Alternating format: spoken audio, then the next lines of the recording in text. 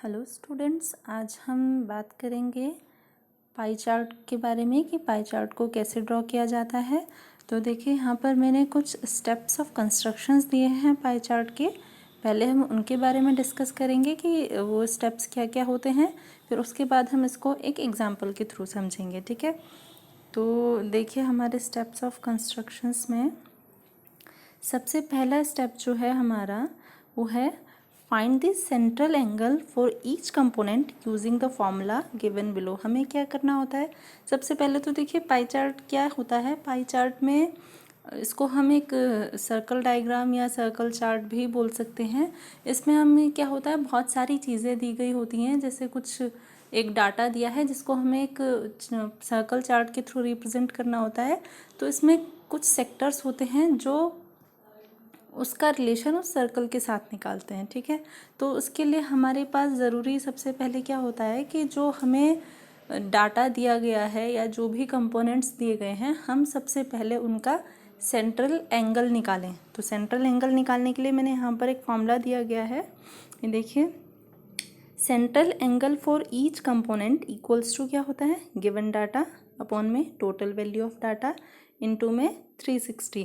360 यहाँ पर क्यों आया, क्योंकि हम बात कर रहे हैं सर्कल की, और हमें पता है कि जो सर्कल का जो सेंट्रल एंगल होता है, जो टोटल एंगल जिसे हम बोलते हैं, वो 360 डिग्री का होता है। ठीक है, तो जिस भी कंपोनेंट का हमें सेंट्रल एंगल फाइंड करना होगा वो यहाँ गिवन डाटा के स्पेस पर आ जाएगा, जो आपका ये है। ठीक है, और अपॉन में टोटल वैल्यू ऑफ डाटा, यानी कि जितना भी आपको टोटल डाटा दिया गया होगा, जितने भी डाटाज आपको गिवन होंगे, उनका टोटल करके जो आएगा वो यहाँ इसकी जगह आ जाएगा, और इनटू में 360 हर एक में ही आएगा। ठीक है, तो इस फॉर्मूले की हेल्प से हम सेंट्रल एंगल को निकालेंगे।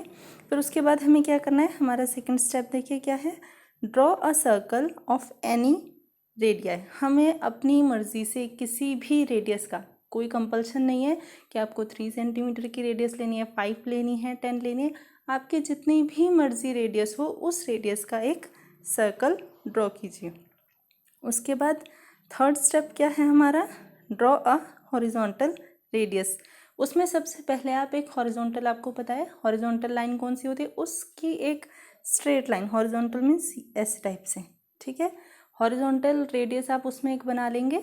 ठीक है, उसके बाद देखिए नेक्स्ट स्टेप क्या है, starting with the horizontal radius draw radii making central angles corresponding to the values of respective components. उसके बाद आपको क्या करना है कि जो हॉरिजॉन्टल रेडियस हमने ड्रॉ करी थी उससे स्टार्ट करके हमारे जो सेंट्रल एंगल है, जो भी हमारा डाटा गिवन होगा, जो भी हमें कंपोनेंट्स दिए गए हैं, उनके अकॉर्डिंग फर्स्ट वाले का जो सेंट्रल एंगल है पहले हम उसको ड्रॉ करेंगे।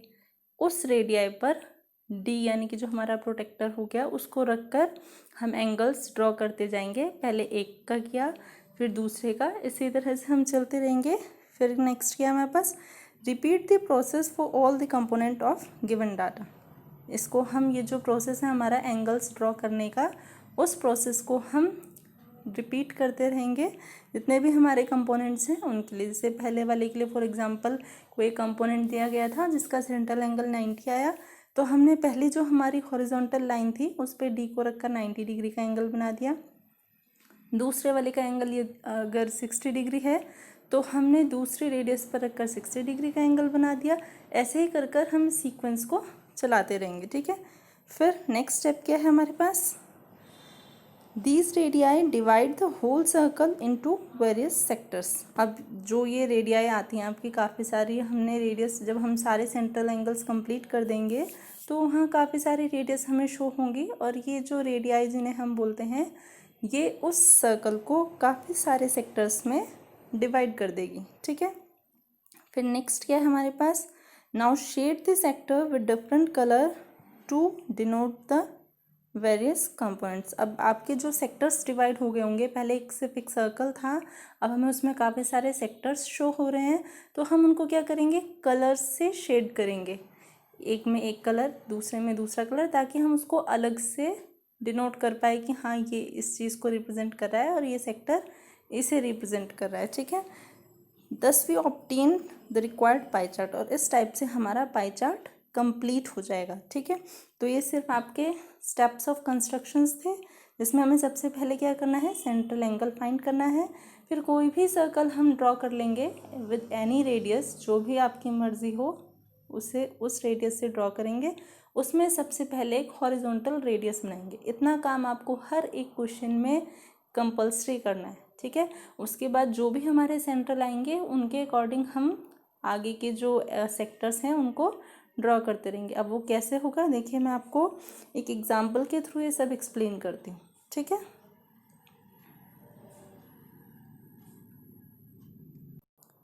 तो हम अपने एक एग्जाम्पल से स्टार्ट करते हैं। देखिए हमारे पास यहाँ पर एक क्वेश्चन है।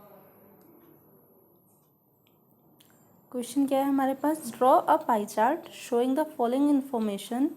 The table shows the colour preferred by a group of people. हमें एक पाई चार्ट ड्रॉ करना है किसके लिए। यहाँ पर नीचे एक टेबल गिवन है जहाँ पर कुछ लोगों का दिया गया है कि वो किस कलर को प्रेफर करते हैं। ठीक है, देखिए हमारे पास यहाँ टेबल दिया गया है। आपको पाई चार्ट कभी भी ड्रॉ करना होगा तो उसके लिए आपको टेबल या कुछ डाटा इसी टाइप से हमेशा गिवन होगा कि जो ब्लू कलर है उसको 18 पीपल्स प्रेफर करते हैं, ग्रीन कलर को 9 पीपल्स, रेड को 6, येलो को 3। तो टोटल भी हमें निकाल कर दिया हुआ है 36। अगर नहीं भी दिया होगा तो इसको ऐड करके आप निकाल सकते हैं। तो सबसे पहले मैंने आपको क्या बताया था कि हम सबसे पहले सेंट्रल एंगल फाइंड करेंगे। तो यहाँ पर मैंने एक बार फिर से सेंट्रल एंगल का फॉर्मूला लिख दिया है। Central angle for each portion equals to क्या होता है, गिवन डाटा अपॉन में total value of data into 360। ठीक है, तो इसको हम एक टेबल के थ्रू रिप्रेजेंट करते हैं। हमने क्या किया, टेबल बना लिया। आप चाहें तो अलग अलग भी निकाल सकते हैं, बट टेबल के थ्रू बनाना ज़्यादा इजी रहता है।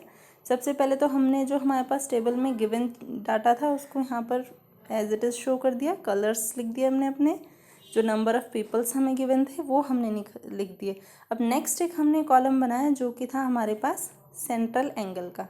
हर एक पोर्शन का अलग अलग सेंट्रल एंगल निकालेंगे।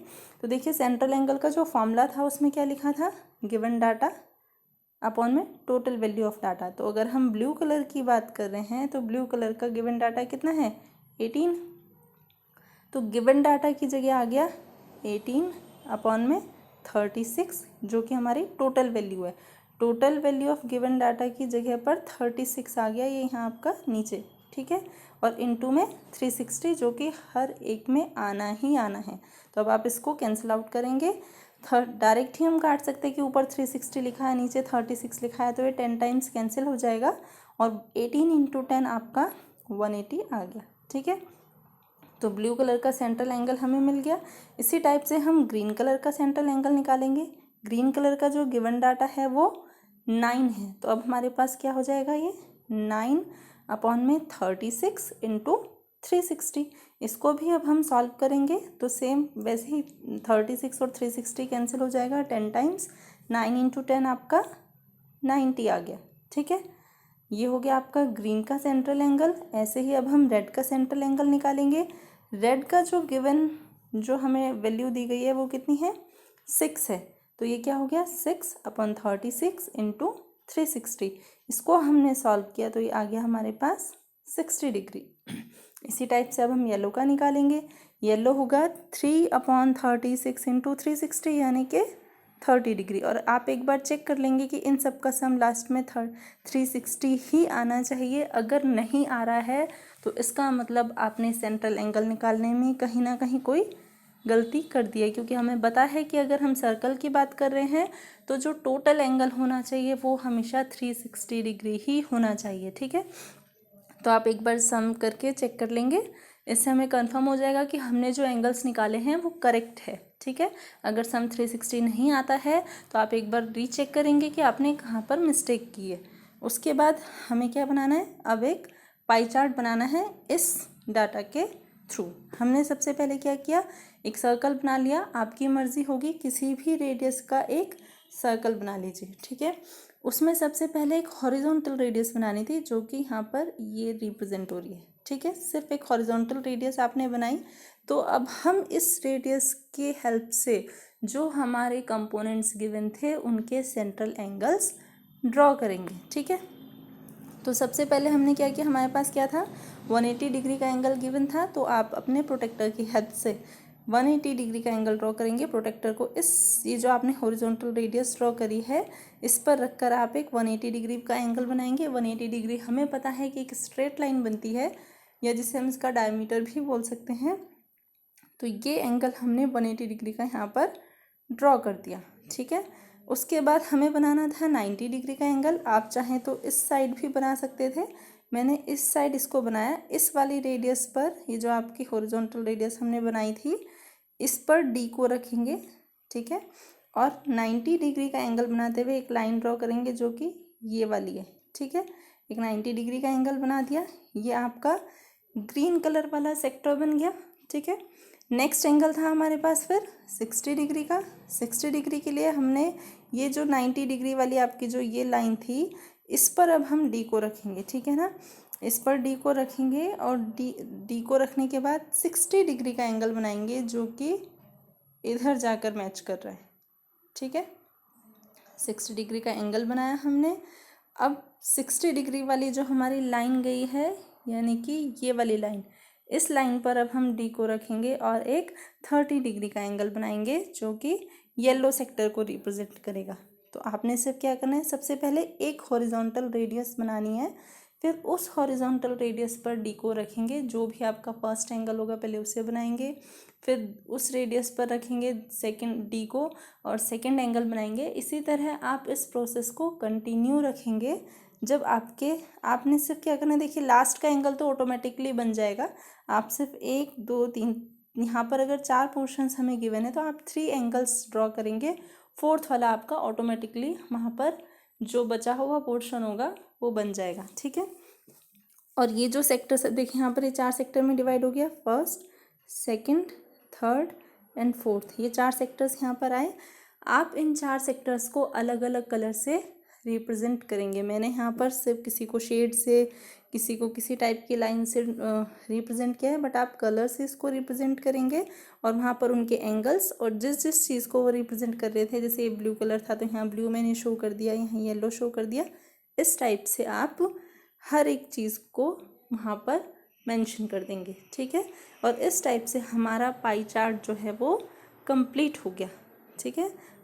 समझ में आया आपको कैसे हुआ। सबसे पहले हमने सेंट्रल एंगल्स, सबसे पहले आपका ये टेबल है, टेबल में हमने सेंट्रल एंगल निकालना है। सेंट्रल एंगल निकालने के बाद आपको सिंपली एक सर्कल ड्रॉ करना है, एक हॉरिजॉन्टल रेडियस बनानी है और अब उस रेडियस पर डी को रखकर आप पहले एक एंगल ड्रॉ करेंगे, फिर जो एंगल आपका बनकर आया है उस पर डी को रखेंगे, फिर सेकेंड एंगल ड्रॉ करेंगे। ऐसे ही प्रोसेस को कंटिन्यू करते रहेंगे तो आपके सारे एंगल्स यहाँ पर ड्रॉ हो जाएंगे और आपका पाई चार्ट कंप्लीट हो जाएगा, ठीक है।